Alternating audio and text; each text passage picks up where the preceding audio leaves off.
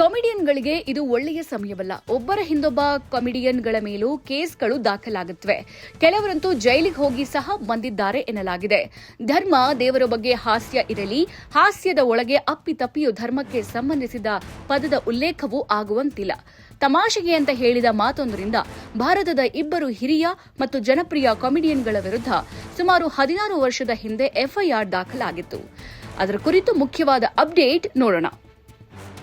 ಭಾರತದಲ್ಲಿ ಜನ ಧರ್ಮದ ಕುರಿತಾಗಿ ಅಗತ್ಯಕ್ಕಿಂತಲೂ ಹೆಚ್ಚು ಸೂಕ್ಷ್ಮ ಆಗಿಬಿಟ್ಟಿದ್ದಾರೆ. ಸಿನಿಮಾ ಮಂದಿ, ಕಾಮಿಡಿಯನ್ಗಳು, ಜಾಹೀರಾತು ಮಾಡುವವರು ಅಪ್ಪಿತಪ್ಪಿಯೂ ಧರ್ಮದ ವಿಚಾರ ಎತ್ತುವಂತಿಲ್ಲ. ಪರಿಸ್ಥಿತಿ ಬಲು ಸೂಕ್ಷ್ಮವಾಗಿದೆ. ಅದರಲ್ಲೂ ಕಾಮಿಡಿಯನ್ಗಳಿಗಂತೂ ಕಾಲ ಬಹಳ ಕೆಟ್ಟದಿದೆ. ಒಬ್ಬರ ಹಿಂದೊಬ್ಬ ಕಾಮಿಡಿಯನ್ಗಳ ಮೇಲೆ ಕೇಸುಗಳು ದಾಖಲಾಗುತ್ತವೆ. ಕೆಲವರಂತೂ ಜೈಲಿಗೆ ಸಹ ಹೋಗಿ ಬಂದಿದ್ದಾಗಿದೆ. ಧರ್ಮ, ದೇವರ ಬಗ್ಗೆ ಹಾಸ್ಯ ಇರಲಿ, ಹಾಸ್ಯದ ಒಳಗೆ ಅಪ್ಪಿತಪ್ಪಿಯೂ ಧರ್ಮಕ್ಕೆ ಸಂಬಂಧಿಸಿದ ಪದದ ಉಲ್ಲೇಖವೂ ಆಗುವಂತಿಲ್ಲ. ತಮಾಷೆಗೆ ಅಂತ ಹೇಳಿದ ಮಾತೊಂದರಿಂದ ಭಾರತದ ಇಬ್ಬರು ಹಿರಿಯ ಮತ್ತು ಜನಪ್ರಿಯ ಕಾಮಿಡಿಯನ್ಗಳ ವಿರುದ್ಧ ಸುಮಾರು 16 ವರ್ಷದ ಹಿಂದೆ ಎಫ್ಐಆರ್ ದಾಖಲಾಗಿತ್ತು.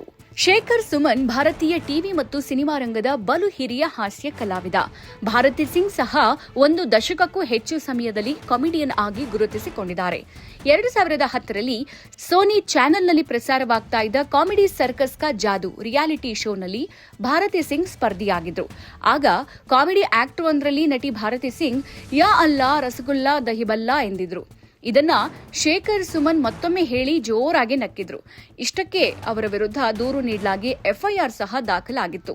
ಭಾರತಿ ಸಿಂಗ್ ಅವರ ಈ ಜೋಕಿನ ವಿರುದ್ಧ 2010ರಲ್ಲಿ ರಜಾ ಅಕಾಡೆಮಿ ಅಧ್ಯಕ್ಷರಾಗಿದ್ದ ಮೊಹಮ್ಮದ್ ಇಮ್ರಾನ್ ದದಾನಿ ರಸಾಬಿ ಎಂಬುವವರು ಇಸ್ಲಾಂ ಧರ್ಮಕ್ಕೆ ಅಪಮಾನ ಎಸಗಲಾಗಿದೆ ಅಂತ ದೂರು ದಾಖಲಿಸಿದ್ರು. ದೂರಿನ ಅನ್ವಯ ಭಾರತಿ ಸಿಂಗ್ ಮತ್ತು ಶೇಖರ್ ಸುಮನ್ ಇಬ್ಬರ ವಿರುದ್ಧವೂ ಎಫ್ಐಆರ್ ದಾಖಲಾಗಿತ್ತು. ಬಳಿಕ 2012ರಲ್ಲಿ ತಮ್ಮ ವಿರುದ್ಧ ದಾಖಲಾಗಿರುವ ಎಫ್ಐಆರ್ ರದ್ದು ಮಾಡಬೇಕು ಅಂತ ಶೇಖರ್ ಸುಮನ್ ಮತ್ತು ಭಾರತಿ ಸಿಂಗ್ ಇಬ್ಬರೂ ಸಹ ನ್ಯಾಯಾಲಯಕ್ಕೆ ಅರ್ಜಿ ಸಲ್ಲಿಸಿದ್ರು.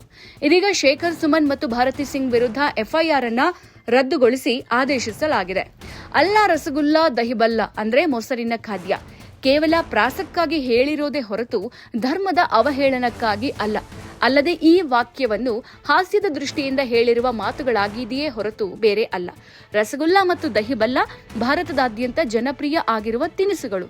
ಅದಕ್ಕೂ ಧರ್ಮಕ್ಕೂ ಸಂಬಂಧವಿಲ್ಲ. ಹಾಸ್ಯಕ್ಕಾಗಿ ಹೇಳಿದ ಸರಳವಾದ ಮಾತಿನಲ್ಲಿ ಆತಂಕಕಾರಿ ಎಂಬುದು ಏನೂ ಇಲ್ಲ ಅಂತ ನ್ಯಾಯಾಲಯ ಅಭಿಪ್ರಾಯಪಟ್ಟಿದೆ. ಈ ಒಂದು ಸಣ್ಣ ಜೋಕಿಗಾಗಿ ಭಾರತಿ ಸಿಂಗ್ ಮತ್ತು ಶೇಖರ್ ಸುಮನ್ ಮೇಲೆ ಗಂಭೀರವಾದ ಆಗಿನ ಸಿಆರ್ಪಿಸಿ 196 ಹೇರಲಾಗಿತ್ತು. ಇದೀಗ ನ್ಯಾಯಾಲಯ ಇಬ್ಬರ ಮೇಲೆ ದಾಖಲಾಗಿದ್ದ ಎಫ್ಐಆರ್ ಅನ್ನು ರದ್ದು ಮಾಡಿ ಆದೇಶ ಹೊರಡಿಸಿದೆ.